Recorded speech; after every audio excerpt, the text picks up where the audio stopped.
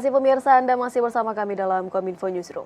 Pemirsa, Wakil Presiden Ma'ruf Amin berharap jemaah haji yang akan melakukan wukuf di Arafah, Arab Saudi juga mendoakan kebaikan untuk negara Indonesia. Doa para jemaah haji sangat dibutuhkan terutama untuk menjaga Indonesia agar tetap damai dan harmonis saat menghadapi pemilu serta mendoakan kemajuan negara.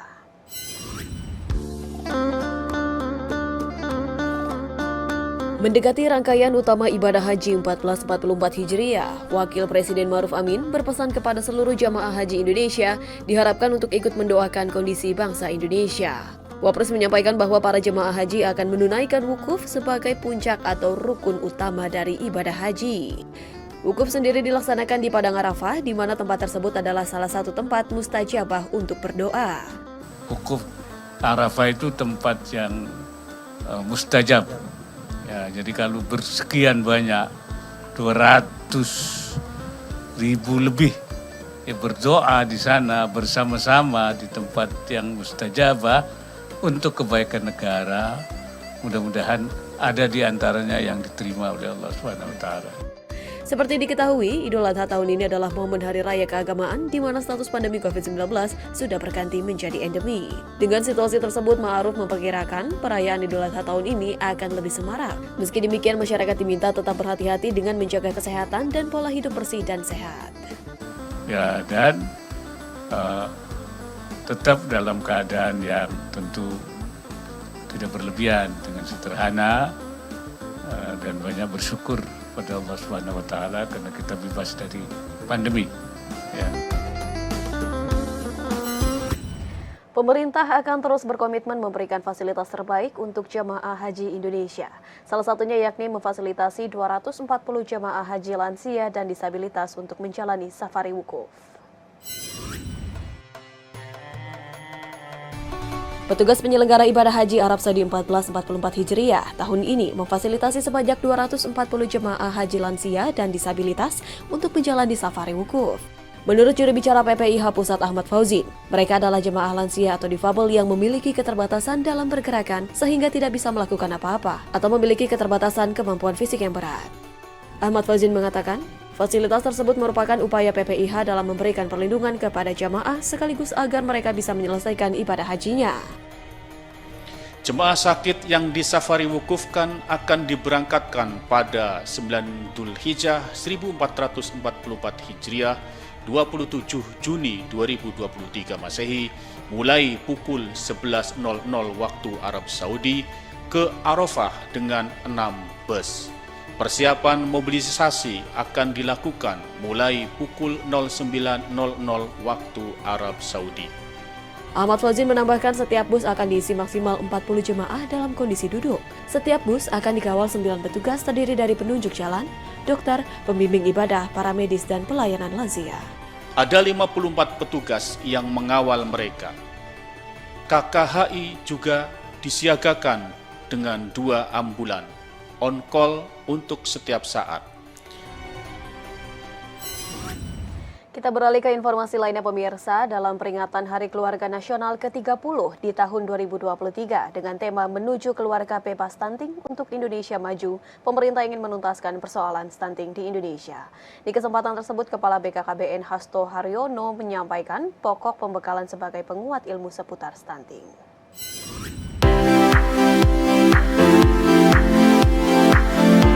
Hari Keluarga Nasional diperingati setiap tahunnya di Indonesia pada tanggal 29 Juni. Hari Keluarga Nasional adalah momentum untuk mengingatkan seluruh masyarakat mengenai pentingnya keluarga sebagai sumber kekuatan bagi pembangunan bangsa maupun negara.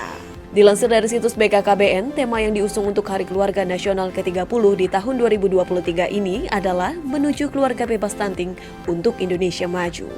Hari Keluarga Nasional 2023 juga diharapkan dapat menjadi ruang untuk memperkuat langkah dalam mencegah dan menuntaskan persoalan stunting di Indonesia.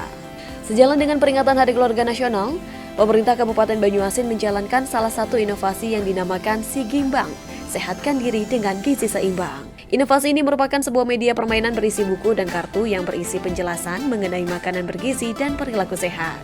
Dengan demikian, anak-anak dapat bermain sekaligus juga belajar mengenai pentingnya makanan bergizi untuk mencegah terjadinya stunting. Selain itu, Kepala Badan Kependudukan dan Keluarga Berencana Nasional juga telah membekali sebanyak 1.220 kader yang tergabung dalam tim pendamping keluarga ilmu seputar stunting dalam rangka menyambut Hari Keluarga Nasional ke-30 tahun 2023. Kepala BKKBN Hasto dalam acara Temu Kader Institusi Masyarakat Pedesaan se-Kabupaten Banyuasin, Sumatera Selatan memberikan pembekalan yang dimulai dari penekanan pada tahun 2035. Indonesia akan menghadapi penuaan penduduk karena adanya potensi peningkatan usia harapan hidup, terutama pada kaum perempuan. Pembekalan juga diarahkan terkait dengan pentingnya merencanakan kehidupan berkeluarga, terutama dalam menjaga kehamilan sejak awal karena 1000 hari pertama kehidupan harus difokuskan pada pemberian asupan nutrisi pada anak. Kader itu luar biasa pentingnya.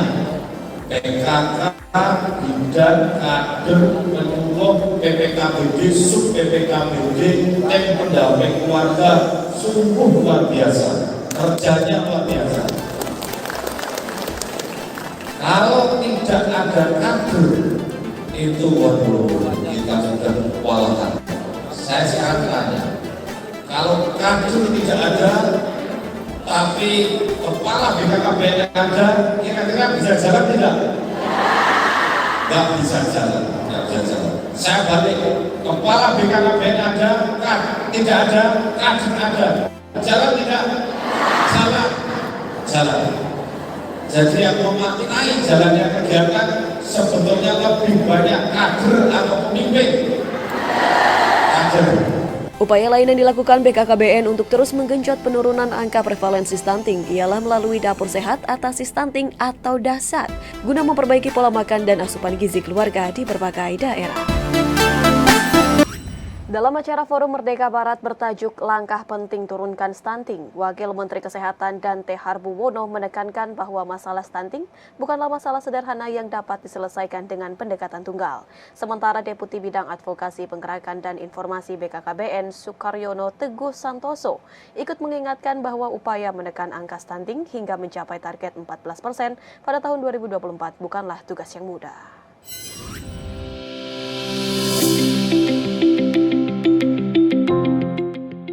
Kementerian Kesehatan menyatakan bahwa angka prevalensi Indonesia yang pada saat ini masih berada di 21,6% bisa ditekan dengan melalui efektivitas anggaran untuk intervensi di lapangan. Menanggapi tercapai atau tidaknya angka prevalensi stunting menjadi 14% pada tahun 2024, Wakil Menteri Kesehatan Dante mengatakan, dalam rangka menyambut Hari Keluarga Nasional ke-30, jajarannya melakukan optimalisasi intervensi spesifik. Salah satunya adalah dengan mengalihkan anggaran pembelian susu dan biskuit menjadi anggarannya untuk membeli produk makanan protein hewani. Wakil Menteri Dante menekankan bahwa masalah stunting bukanlah masalah sederhana yang dapat diselesaikan dengan pendekatan tunggal. Selama perjalanannya, pengubahan anggaran itu dipastikan akan semakin efektif dengan digencarkannya intervensi sensitif yang berkaitan dengan faktor-faktor keadaan setempat, seperti kemiskinan hingga budaya masyarakat setempat. Karena itu, anggaran untuk pembelian susu dan biskuit sekarang sudah tidak ada lagi.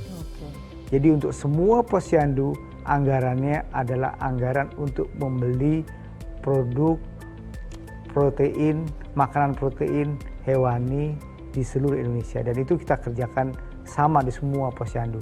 Sehingga sekarang tidak ada lagi dana termasuk Pak Wali juga mungkin ini menggunakan juga, tidak ada lagi dana yang dialokasikan untuk pemberian biskuit, tapi langsung untuk memberikan protein. Dan itu akan menghidupkan ekonomi di desa juga.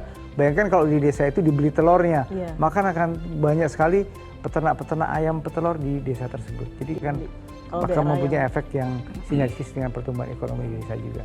Mendukung kebijakan tersebut, Wali Kota Surabaya Eri Cahyadi menambahkan, bila anggaran pendapatan dan belanja daerah di Kota Surabaya 50,3% sudah dialokasikan untuk kepentingan perkembangan dan pertumbuhan anak-anak. Termasuk di dalamnya adalah anggaran untuk program penanggulangan stunting. Dengan demikian dapat dipastikan bila setiap dana yang dialokasikan benar-benar digunakan untuk upaya pencegahan dan penanggulangan stunting tanpa ada penyalahgunaan atau pengalihan kegiatan yang tidak relevan. Anggaran APBD Kota Surabaya itu 50% lebih, 50,3% itu kita gunakan untuk anak. Yang di dalamnya adalah untuk stunting. Dan anggaran di kota Surabaya itu sudah berdasarkan rekening yang tidak bisa dilakukan apa-apa. Jadi contoh kalau untuk kegiatan stunting, subnya begitu, maka di dalamnya untuk apa saja. Jadi tidak bisa digunakan untuk yang lainnya. Jadi kalau anggaran kita sekitar tahun itu sekitar 10 triliun, maka hampir 5 triliun adalah digunakan untuk anak. Oke. Tapi untuk anak ya. Iya. Karena saya disampaikan sepakat dengan Pak Wamen, kita ini menyiapkan bangsa ini untuk penerus kita, Betul. bukan untuk diri kita begitu. Selanjutnya, Deputi Bidang Advokasi Penggerakan dan Informasi BKKBN Sukaryo Teguh Santoso ikut mengingatkan bahwa upaya menekan angka stunting hingga mencapai target 14% pada tahun 2024 bukanlah tugas yang mudah. Terlebih masih ada berbagai tantangan yang perlu diatasi secara bersama-sama, maka dari itu penanganan stunting harus menjadi tanggung jawab semua pihak terkait dan perlu dituntaskan melalui langkah-langkah yang efektif dan akurat sesuai dengan target sasarannya. Pemirsa, Kominfo Newsroom akan segera kembali dengan dialog mengenai Hari Keluarga Nasional BKKBN sesaat lagi.